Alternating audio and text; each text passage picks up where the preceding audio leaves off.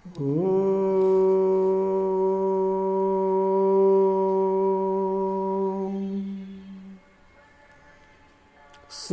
ಗುರು ಬಸವಲಿಂಗಾಯ ನಮಃ. ಈ ದಿನ ಅದಕ್ಕೆ ಮಾರಯ್ಯನವರ ಒಂದು ವಚನವನ್ನು ನಾವು ನೋಡೋಣ. ಹಮ್ಮು ಬಿಮ್ಮಳಿದ ಅನವರತ ಶಿವನೀನು, ಹಮ್ಮು ಬಿಮ್ಮಳಿದ ಅನವರತ ಶಿವನೀನು, ಎನ್ನ ಕರಸ್ಥಳದ ಕಳೆ ನೀನು, ಎನ್ನ ಕರಸ್ಥಳದ ಕಳೆ ನೀನು, ಎನ್ನ ಮನೋಮಧ್ಯದ ಸ್ವಯಂ ಜ್ಯೋತಿ ನೀನು, ಎನ್ನ ಮನ ಮಧ್ಯದ ಸ್ವಯಂ ಜ್ಯೋತಿ ನೀನು, ಅಮರೇಶ್ವರ ಲಿಂಗದ ಅನುವಿನ ಕಳೆ ನೀನು ಸಂಗನ ಬಸವಣ್ಣ, ಅಮರೇಶ್ವರ ಲಿಂಗದ ಅನುವಿನ ಕಳೆ ನೀನು ಸಂಗನ ಬಸವಣ್ಣ.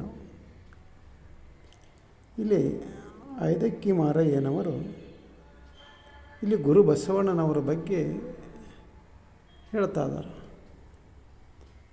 ಅಂದರೆ ಈ ಒಂದು ವಚನವನ್ನು ನಾವು ನೋಡಿದಾಗ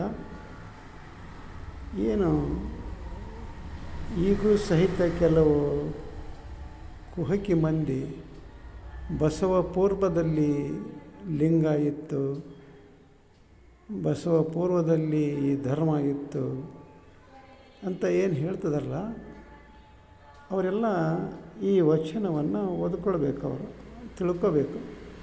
ಇಲ್ಲಿ ಐದಕ್ಕಿ ಮಾರಯ್ಯನವರು ಏನು ಹೇಳ್ತಿದಾರ ಗುರು ಬಸವಣ್ಣನವರ ಬಗ್ಗೆ ಅಂತ ಹೇಳಿ ಇಲ್ಲಿ ಅವರು ಸ್ವಲ್ಪ ಗಮನ ವಹಿಸ್ಬೇಕು. ಹಿಂಗೆ ಸುಮ್ಮನೆ ಯಾವ್ಯಾವುದು ಕಾಗವ್ವ ಗುಬ್ಬವನ ಕತೆ ಹೇಳ್ಕೊಂಡು ಜೀವನ ಮಾಡೋದಲ್ಲ. ಜನರ ಭಕ್ತರ ಒಂದು ದಿಕ್ಕು ತಪ್ಪಿಸುವಂಥ ಒಂದು ವ್ಯವಸ್ಥೆ ಮಾಡಬಾರ್ದು. ಯಾವಾಗಲೂ ಸತ್ಯ ಇದ್ದದ್ದನ್ನು ಸತ್ಯ ಅಂತಲೇ ಹೇಳಬೇಕಾಗ್ತದೆ.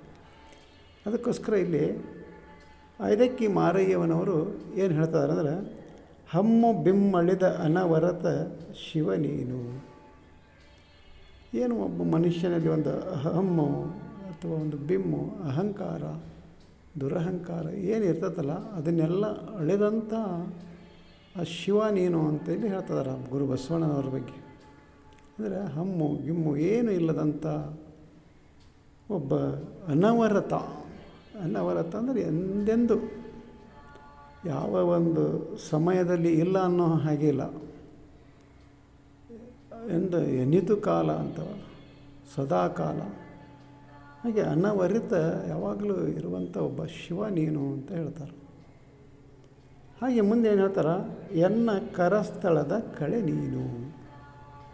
ಏನು ಗುರು ಬಸವಣ್ಣನವರು ಅಲ್ಲಿ ಇಷ್ಟಲಿಂಗವನ್ನು ಕೊಡ ಮಾಡಿದ್ರಲ್ಲ, ಆ ಕರಸ್ಥಳದೊಳಗೆ ಯಾರ ಕಳೆ ಐತಿ ಅಂದರೆ ಅಲ್ಲಿ ಗುರು ಬಸವಣ್ಣನವರ ಕಳೆ ಐತಿ ಅಂತ ಹೇಳ್ತಾರೆ.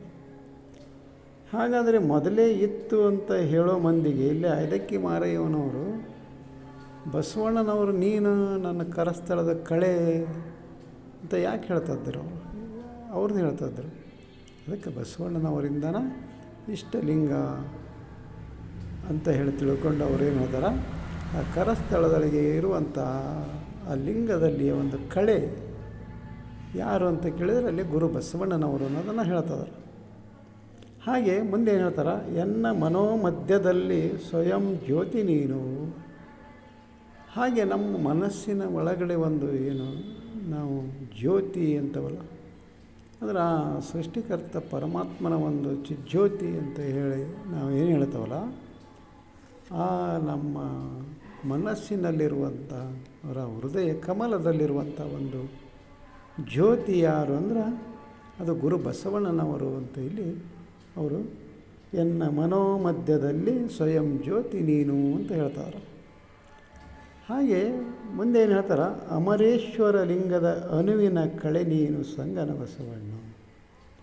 ಅಂದರೆ ಅಮರೇಶ್ವರ ಲಿಂಗ ನಾವು ಸೃಷ್ಟಿಕರ್ತ ಪರಮಾತ್ಮನಿಗೆ ಅವರು ಕೊಟ್ಟಂಥ ಒಂದು ಹೆಸರು. ಆ ಅಮರೇಶ್ವರ ಲಿಂಗದ ಅಣು ಅದರಲ್ಲಿ ಏನು ಒಂದು ಲಿಂಗವನ್ನು ಒಂದು ನಮ್ಮ ಕರಸ್ಥಳಕ್ಕೆ ಮತ್ತು ನಮ್ಮ ಹೃದಯ ಸ್ಥಳಕ್ಕೆ ಒಂದು ಅಣುವನ್ನು ಮಾಡಿಕೊಟ್ರಲ್ಲ, ಅಂದರೆ ಒಂದು ಸ್ಥಾನವನ್ನು ಕೊಟ್ಟರಲ್ಲ, ಒಂದು ಜಾಗ ಕೊಟ್ಟರು. ಅಲ್ಲಿ ಅದು ಲಿಂಗ ಇರೋದಕ್ಕೆ, ಲಿಂಗ ಕಟ್ಕೊಳ್ಳೋದಕ್ಕೆ ಒಂದು ಅನುವು ಮಾಡಿಕೊಟ್ರಲ್ಲ, ಅದು ಯಾರು ಅಂದರೆ ಸಂಗನ ಬಸವಣ್ಣ ನೀನು ಅಂತ ಹೇಳ್ತಾರೆ ಅವರು. ಅದಕ್ಕೋಸ್ಕರ ನಾವು ಇಲ್ಲಿ ಅದಕ್ಕೆ ಮಾರಯ್ಯನವರು ಹೇಳುವ ಹಾಗೆ ಇಲ್ಲಿ ಗುರು ಬಸವಣ್ಣನವರ ಪೂರ್ವದಲ್ಲಿ ಇರಲಿಲ್ಲ ಅದು ಇಷ್ಟಲಿಂಗ. ಗುರು ಬಸವಣ್ಣನವರ ಪೂರ್ವದಲ್ಲಿ ಇದ್ದದ್ದು ಸ್ಥಾವರ ಲಿಂಗ. ಅದು ಗುರು ಬಸವಣ್ಣನವರು ಕೊಡಮಾಡಿದ್ದು ಇಷ್ಟಲಿಂಗ. ಆ ಇಷ್ಟಲಿಂಗದ ಒಂದು ಕಳೆ ಮತ್ತು ಆ ಸ್ವಯಂ ಜ್ಯೋತಿ ಅನುವಿನ ಕಳೆ ಇದು ಯಾರು ಅಂತ ತಿಳ್ಕೋಬೇಕು ನಾವು. ಗುರು ಬಸವಣ್ಣನವರು ಅಂತ ತಿಳ್ಕೋಬೇಕು. ಅಂತಹ ಒಂದು ಜ್ಞಾನ ನಮಗೆ ಬರಬೇಕಾಗಿತ್ತು ಅಂತ ಕೇಳಿದಾಗ ಅಲ್ಲಿ ಮತ್ತೆ ನಾವು ಏನು ಮಾಡಬೇಕು ಅಂದರೆ ವಚನಗಳ ಮೊರೆ ಹೋಗಬೇಕಾಗ್ತದೆ. ವಚನಗಳನ್ನು ಸ್ಪಷ್ಟವಾಗಿ ಓದಿಕೊಳ್ಬೇಕಾಗ್ತದೆ, ವಚನಗಳನ್ನು ತಿಳ್ಕೋಬೇಕಾಗ್ತದೆ. ಆವಾಗ ಬಸವಣ್ಣನವರು ಯಾರು ಅನ್ನುವಂಥ ಒಂದು ಪ್ರಶ್ನೆಗೆ ಅಲ್ಲಿ ನಮಗೆ ವಚನ ಸಾಹಿತ್ಯದಲ್ಲಿ ಉತ್ತರ ಸಿಗ್ತದೆ. ಅದಕ್ಕೋಸ್ಕರ ವಚನಗಳನ್ನು ಓದೋಣ, ಪಚನ ಮಾಡಿಕೊಳ್ಳೋಣ ಅಂತ ಹೇಳುತ್ತಾ ಈ ವಚನಕ್ಕೆ ವಿರಾಮ ಕೊಡ್ತಾ ಇದ್ದೇನೆ. ಶರಣು ಶರಣಾರ್ಥಿ.